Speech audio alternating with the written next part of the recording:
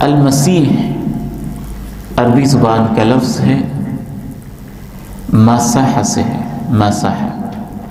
مسح یمسح مسحا، ہاتھ پھیرنا۔ اسی سے جو ہم جرابوں پر ہاتھ پھیرتے ہیں ان کو گیلا کر کے، تو اس کو مسح کہتے ہیں۔ اسی سے لفظ مسیح ہے۔ مسیح کا جو وزن ہے یہ فاعل ہے، یہ اسم فاعل کے معنی میں بھی آتا ہے اور اسم مفعول کے معنی میں بھی آتا ہے۔ اسم فاعل ہاتھ پھیرنے والا۔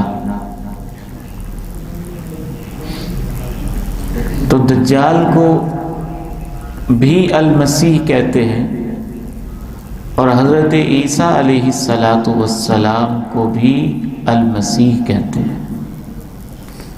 دجال المسیح الکذاب ہے اور حضرت عیسیٰ المسیح الصدیق ہے۔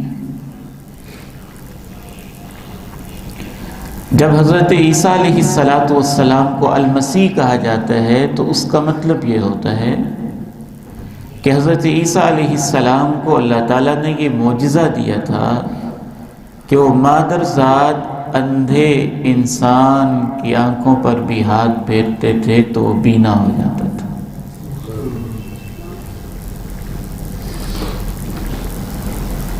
وہ بہروں پہ ہاتھ پھیرتے تھے تو سننے لگ جاتے تھے، پھل بہری کے مریض پہ ہاتھ پھیرتے تھے تو وہ شفا یاب ہو جاتا تھا اللہ کے حکم سے، اللہ کے اذن سے۔